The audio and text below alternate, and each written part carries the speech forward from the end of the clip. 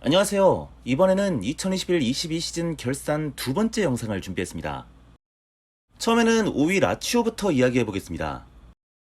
라치오의 이번 시즌은 시작부터 꼬였습니다. 재계약이 사실상 확정됐던 인자기 감독이 갑자기 인테르로 부임하게 되면서 순식간에 감독을 잃었기 때문입니다. 부랴부랴 사리 감독을 데려오긴 했지만 시즌 플랜을 다시 세워야 하는 문제점이 있었죠. 기존의 인자기 감독은 3-5-2 전술을 구사하던 감독이기 때문에 라치오 스쿼드가 이 전술에 맞춰져 있었는데 새로 부임한 사리 감독은 4-3-3을 주로 쓰는 감독이었던 겁니다. 그러니까 더 많은 수의 측면 공격 자원 영입이 필요하게 된 상황이 된 것이죠. 그래서 일단은 측면 기용이 가능한 페드로를 공짜로 데려오면서 측면 자원 보강을 시작합니다. 그리고 웨스트햄으로 팔렸던 안데르송을 고작 이적료 300만 유로에 다시 데려오면서 또다시 보강의 폭을 넓혔죠. 사기 딜입니다. 웨스트햄에 3,500만 유로를 받고 팔았던 선수였는데 거의 공짜로 사온 셈이 됐거든요. 이렇게 싸게 2명의 측면 자원을 보강하고 남은 타겟은 바로 코스티치였는데요. 문제는 어이없는 실수를 해버린 겁니다. 이적 제의 과정에서 이메일 주소를 잘못 입력하는 실수를 범하면서 아예 이적 제의가 되지 않아 버렸던 것이죠. 골뱅이 다음 .net. 그래서 결국은 베로나에서 총 1,000만 유로로 자카니를 데려올 수밖에 없었습니다. 그래도 어쨌든 공격진 구색은 맞춘 셈이 됐는데 딱 하나 문제는 임모빌레의 백업을 구하지 못한 겁니다. 이번 시즌 역시 무리키는 실망스러운 모습을 계속 보여줬죠. 그리고 그 부분이 라치오의 발목을 잡았습니다. 임모빌레는 이번 시즌 리그 27골을 넣으면서 또다시 득점왕에 올랐는데요. 문제는 임모빌레가 이번 시즌 코로나를 포함해서 크고 작은 부상을 무려 8번이나 당했던 겁니다. 결국 무리키를 완전히 포기한 사리 감독은 페드로를 원톱으로 놓는 고육책을 쓸 수밖에 없었고요. 무리키를 버리고 새로 데려온 카브랄도 그다지 좋은 활약은 보여주지 못했습니다. 그나마 밀린코비치 사비치의 활약이 빛났습니다. 이번 시즌 리그에서만 11개의 골과 11개의 어시스트를 기록하면서 팀을 이끌었죠. 이번 시즌 새로 부임한 사리 감독은 아주 명확한 긍정적인 면과 한계를 뚜렷하게 보여줬다고 생각을 합니다. 긍정적인 부분은 특유의 점유율 축구를 이식하면서 완전히 다른 팀을 만들었다는 건데요. 분명히 시행착오도 있었지만 두 번째 시즌에는 조금 더 선수들이 적응을 했을 것이기 때문에 충분히 기대가 되는 점이 있습니다. 하지만 한계점은 똥꼬집인데요. 라짜리를 전력에서 배제시킨 것이 대표적입니다. 물론 포백에서 풀백 자리에 놓기는 수비력이 아쉬울 수 있는데 하지만 그 자리에 마루시치를 고집하는 건 넌센스죠. 얘는 공격도 수비도 다 안 되는 선수 아니겠습니까? 지난 시즌 라치오의 가장 큰 문제는 사실 수비력이었습니다. 그리고 루이스 펠리페가 베티스로 이적을 했는데요. 다행스러운 점은 로마뇰리와 카살레가 영입되면서 수비 보강이 착실히 잘 됐다는 점입니다. 이제 루카스 레이바의 대체자를 빨리 구해야 할 것 같습니다. 이번 시즌도 사실 이 부분이 또 큰 문제였기 때문입니다. 다음 순서는 6위 AS 로마입니다. 이번 시즌 로마는 무리뉴 감독을 새로 선임하면서 큰 화제를 불러 모았었는데요. 하지만 큰 악재가 있었죠. 로마뿐만 아니라 이탈리아 국가대표팀에서도 핵심 자원인 스피나졸라가 유로 2020 일정에서 아킬레스건 부상을 당하면서 장기간 이탈해버린 겁니다. 결국 마티아스 비냐를 급하게 대체자로 데려왔지만 문제는 너무나도 실망스러웠다는 겁니다.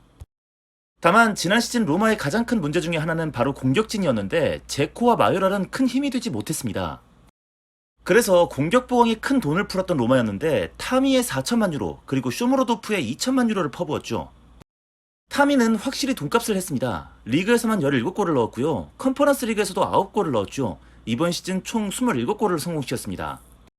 하지만 문제는 쇼무로도프였는데요. 전혀 돈값을 못했습니다. 리그에서는 고작 3골, 지난 시즌 제노아에서 기록한 골의 절반도 안 됐어요. 안 그래도 돈 없는 로마에는 큰 타격이었습니다.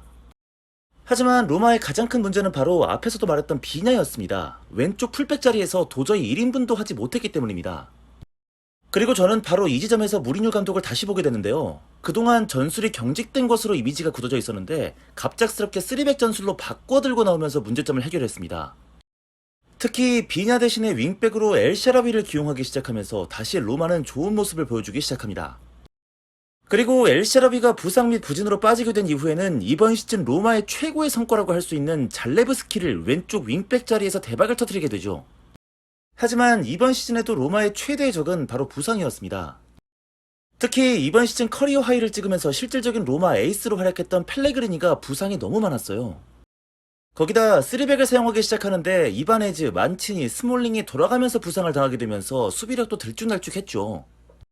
엘샤라비도 좋은 폼을 보여줄 때 부상을 당하게 되면서 폼이 확 꺾였고요. 자니올로는 이제 완전히 인저리 프론이 된 모습입니다. 이번 시즌 격리하지만 부상만 9번이었습니다.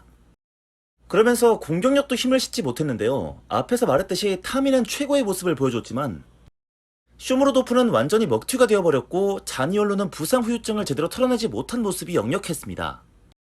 그나마 무리뉴 감독이 2003년생 아페나기안을 기용하면서 어느 정도는 힘을 보탰지만 그래도 역부족이었죠. 하지만 꾸준히 좋은 경기력을 계속 유지한 선수가 있었으니 바로 이번 시즌 영입한 골키퍼 파트리시우였습니다. 최고의 영입이라 할 만하죠. 88년생의 선수를 너무 비싸게 산 것 아니냐는 말도 있었지만 다 개소리였죠. 알리송 이후로 로마가 골키퍼 덕을 본 게 처음이었습니다. 그 정도로 엄청난 활약이었죠. 미래를 준비하는 무리뉴 감독의 적극적인 기용도 개인적으로는 참 좋았습니다. 앞에서 말했던 잘레브스키와 아페나기안을 1군급 선수로 발돋움하게 만든 것은 물론이고 볼파토와 보베를 깜짝 기용하면서 잃을 뻔한 승점을 따왔던 경기도 있었습니다. 특히 잘레브스키의 발굴은 놀라울 정도인데요. 원래 공격 자원인 선수입니다. 그런데 곧장 윙백으로 넣어도 평균 이상의 모습을 보여줬는데요. 이번 시즌 로마 최고의 발견이죠. 다만 로마는 리그 일정 마지막 8경기에서 고작 3승밖에 거두지 못하면서 순위 싸움이 완전히 밀렸는데요. 무버지의 큰 그림이었습니다. 컨퍼런스 리그를 위해서 리그에서 힘을 뺐던 것이죠. 그러면서 결국 31년 만에 로마를 유럽대회 우승으로 이끌었습니다. 역시 무버지였죠. 오늘부터 아부시라 부르겠습니다. 아부시! 다만 로마의 문제점은 다시 말하지만 타미의 파트너가 확실히 필요하다는 점인데요.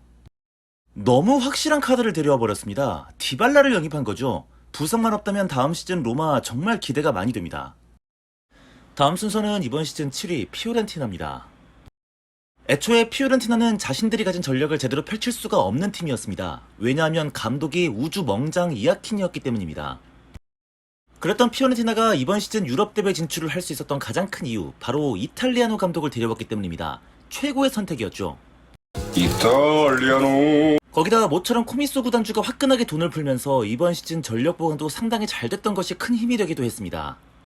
특히 니코 곤잘레스를 영입하면서 확실하게 공격진의 무게감이 지난 시즌과는 달라진 점이 눈에 띄었고요. 이코네까지 데려오면서 측면 공격 자원 뎁스가 상당히 넓어지게 됐습니다. 이 부분은 의미가 참 있는 게 키에사가 떠난 이후 측면 공격은 전적으로 다 늙은 리베리에게 의존할 수밖에 없었던 피오렌티나였기 때문입니다. 이제 확실히 옵션이 많아지게 됐죠. 거기다 팀을 떠날 것이 확실시되던 밀렌코비치까지 일단 눌러앉히게 되면서 수비력 저하도 피할 수 있었습니다. 하지만 이번 시즌 피오렌티나의 가장 훌륭했던 영입은 바로 토레이라의 영입이었습니다. 이번 시즌 리그에서만 5골에 2개 어시스트를 해냈는데요. 더 중요한 점은 던칸이나 암라바트, 카스트로빌리 등으로 구성되어 있는 활동량이 적은 미드필더 구성에서 많은 활동량을 채워 넣어줄 수 있는 유형이었다는 겁니다. 그렇게 선수단의 구색이 맞춰지고 이탈리아노 감독의 지도력이 더해지면서 피오렌티나는 9월까지 4승을 거두면서 초반부터 좋은 성적을 내기 시작합니다. 그리고 이 좋은 성적의 중심에는 블라우비치가 있었습니다. 21경기에서 17골을 넣으면서 피오렌티나를 이끌었죠. 개인적으로는 블라우비치가 잘했던 것이 2021 시즌 후반기 딱 반 시즌이었기 때문에 플루크일 수도 있겠다는 생각을 했었는데 완전히 잘못된 생각이었습니다. 거기다 사포나라가 예상외로 좋은 폼을 보여주면서 피오렌티나의 공격력은 꽤나 인상 깊었는데요. 이 타이밍에 큰 변수가 발생을 했으니 블라우비치가 이적을 밀어붙이면서 유벤투스로 보낼 수밖에 없게 된 겁니다. 이미 키에사로 마음의 상처를 크게 입었던 피오렌티나의 팬들 입장에서는 억장이 무너지는 소식이었습니다. 그리고 더 큰 문제는 대체자가 제대로 수급이 되지 않았다는 점인데요. 아르투르 카브라를 영입했지만 이번 시즌 14경기 딱 2골을 넣는데 그쳤고요. 오히려 백업 역할을 기대했던 피용택이 더 좋은 모습이었지만 그래도 리그 14경기 고작 3골에 그쳤습니다. 그래도 직전 시즌 강등 걱정까지 하다가 컨퍼런스 리그 진출을 하게 되면서 어느 정도 만족스러운 시즌이라고 할 수 있겠는데요. 한 가지 아쉬운 점은 블라우비치만 남았더라도 적어도 유로파 리그는 가지 않았을까 싶습니다. 그런 점에서 다음 시즌 피오렌티나의 키는 이 선수가 쥐고 있다고 할 수 있겠습니다. 임대로 영입한 요비치죠. 부활이 절실하게 필요합니다. 이제 마지막 순서, 이번 시즌 8위 아탈란타입니다. 그동안 가스페리니 감독 특유의 공격 촉구로 몇 시즌간 리그에서 좋은 결과를 뽑아냈던 아탈란타였는데요. 이번 시즌은 유독 더럽게 운이 없었던 아탈란타였습니다. 일단 리그 최강의 윙백 듀오 고젠스와 하테보어가 모조리 장기 부상으로 이탈을 하게 된 데 이어서 리그 최강의 공격 듀오 자파타와 무리엘도 시즌 초반 동반 부상을 당하게 되면서 경기를 뛰지 못했습니다. 시작부터 꼬였죠. 특히 자파타의 부상은 이번 시즌 꽤나 심각했는데요. 5번의 부상을 당하면서 이번 시즌 리그에서만 14경기를 빠지게 됩니다. 꽤나 큰 타격이었죠. 거기다 말리노프스키 역시 5번의 부상을 당하면서 많은 경기를 결장했고요. 일리치치는 우울증 때문에 아예 1월부터 시즌 끝날 때까지 팀에 합류 자체를 하지 않았습니다. 즉 가스페리니 감독이 추구하는 공격 축구를 구사할래야 할 수가 없었던 것이 이번 시즌 아틀란타였던 겁니다. 특히 양쪽 윙백을 최대한 끌어올리면서 공격력을 극대화하는 걸 즐겼기 때문에 고젠스와 하테보어의 부상은 더 큰 타격이었죠. 그럼 과연 아틀란타의 수비는 이번 시즌 괜찮았을까요? Absolutely fucking not. 일단 수비의 핵심 톨로이부터 요 모양이었습니다. 이번 시즌 부상만 7번, 뿐만 아니라 다른 수비수들도 부상이 많았는데요. 그러면서 이런 충격적인 수비 라인업도 등장하게 됐습니다. 로바토는 1군 경험이 없었던 유스 선수고요. 데루는 아시다시피 미드필더죠. 3백에서 주전급 센터백이 한 명뿐인 경기도 많았습니다. 데룬이 특히 고생이 많았어요. 이번 시즌 데룬의 센터백 땜빵은 리그에서만 7경기, 챔피언스 리그까지 하면 9경기나 됩니다. 그 정도로 팀에 부상이 많았어요. 즉 이번 시즌 아틀란타의 부진은 정상 참작이 가능합니다. 이 정도 부상이면 어떤 팀도 챔스 진출? 못합니다. 당연한 이야기죠. 거기다 이적 시장 자체도 답이 없었어요. 일단 지난 시즌 리그 최고의 센터백이었던 로메로를 아주 쿨하게 토트넘에 팔아버리죠. 곧바로 데미랄을 데려오긴 하는데 데미랄은 직전 시즌 십자인대 부상을 당했던 선수였습니다. 기량 회복 자체가 될 수 있을지 의문부호가 붙은 상황이었죠. 그리고 개인적으로 가장 이해가 안 되는 무브가 있는데 주전 골키퍼 골리니를 토트넘에 무상 임대로 보낸단 말입니다. 그리고 없는 살림에 무소 골키퍼를 무려 2,200만 유로를 들여서 사옵니다. 기량이 나쁘지 않았던 골키퍼 자리를 굳이 다른 포지션 보강을 제껴두고 할 정도로 급했나? 잘 이해가 안 갔습니다. 거기다 부상 회복세에 있었던 고젠스도 겨울 이적 시장에 쿨하게 팔아버리죠. 사실 아틀란타의 이번 시즌은 여기서 끝났습니다. 일단 이번 시즌도 전망은 조금 어둡습니다. 현재까지 전력 보강은 미드필더 에데르손 영입이 전부인데요. 그마저도 1,500만 유로, 이해가 안 될 정도로 큰 돈을 들여서 데려왔습니다. 뭐 사실 아틀란타가 별거 있겠습니까? 이번 시즌도 그냥 가스페리니 하나 믿고 가는 거죠 뭐.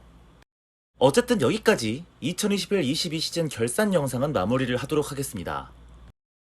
그리고 믿을 수 없는 일이 결국 성사가 됐습니다. 김민재 선수가 나폴리로의 이적이 확정된 건데요. 명색이 세리의 전문 채널인데 가만히 있을 수는 없어서 이벤트를 작게나마 해보고자 합니다. 자세한 내용은 조만간 제가 영상으로 공지하도록 하겠습니다.